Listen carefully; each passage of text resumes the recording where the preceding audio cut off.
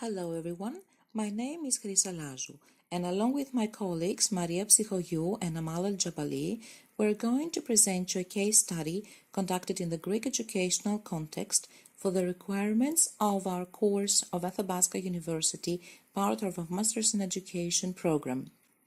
The course discusses gender issues in distance education, and our survey focuses on the learning design and support systems of online learning environments with an emphasis on gender issues through the lens of the administrators and instructors. Distance education has changed the educational landscape, providing ample opportunities for personal and professional development and lifelong learning.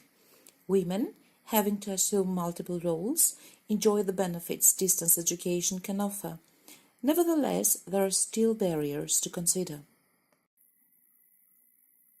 Gender conflicts in distance education are considered, involving gender roles, time and expenses, relationships, learning design, and support systems. The present case study attempts to record current trends and obstacles in the Greek educational context regarding distance education.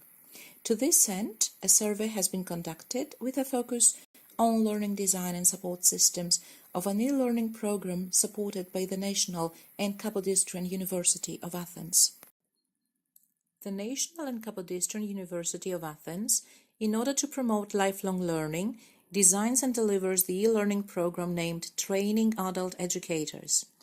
This is a blended learning educational program delivered via the e-class platform of the university with duration of 160 hours, providing asynchronous online teaching for 138 hours, synchronous online teaching of 6 hours, and 16 hours of face-to-face tuition.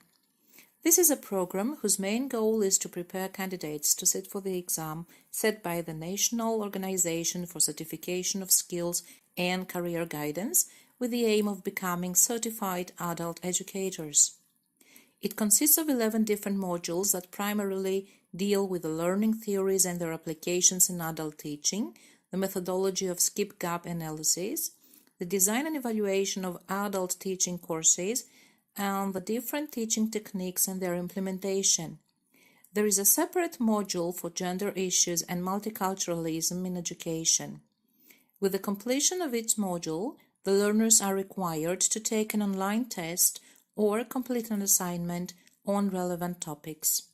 Their final assignment is the designing of a complete lesson targeting adult learners, which is called microdidactics, since they only have 20 minutes to present it to the rest of the class.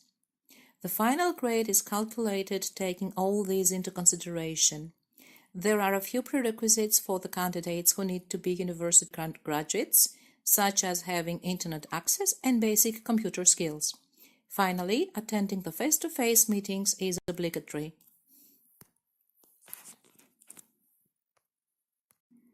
Literature review suggests that educated women are more likely to take care of their health, desire fewer children, and educate them well, which in turn makes it more likely their children will survive and thrive into adulthood. Recent literature, such as Cusi, Atwi, and Bumpus' study suggests there is a trend that appears to be changing in Ghana and the University of Education in Winneba, where between 2014 and 2015 and 2016 and 2017 academic year, the number of female applicants for programs and those admitted outweighed their male applicants. Accordingly, Vaskovits and Smith found that women in Canada not only make up the majority of university graduates, but they also make up the majority of distance education users. In a research conducted in Greece in 2012 regarding female students of the Hellenic Open University, Vassal and Kondaridou report that studying from a distance can offer women great self-fulfillment, essential skills and empowerment to assert their right to better opportunities for professional development.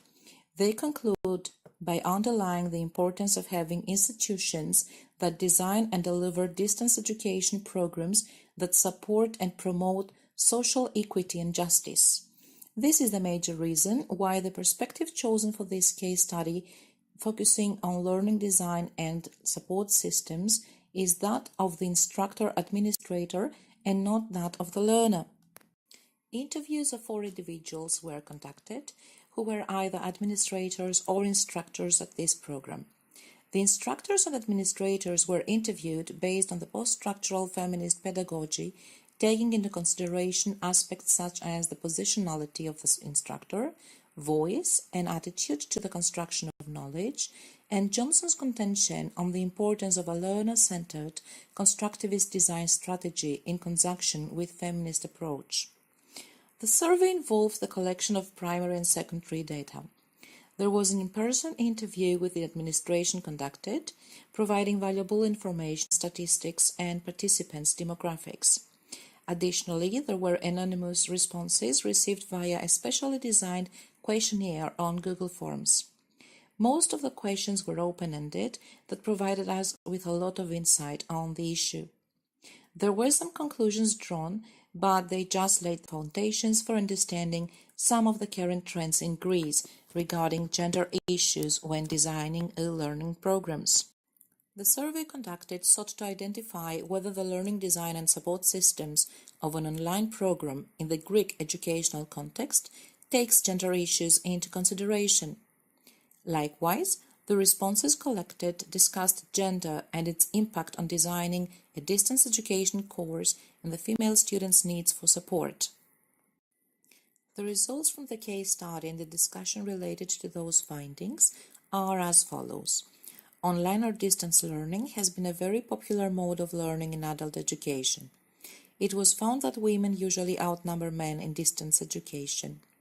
Women were reported to face some barriers using the technology needed to complete an online program, a trend more common in developing countries than in developed ones.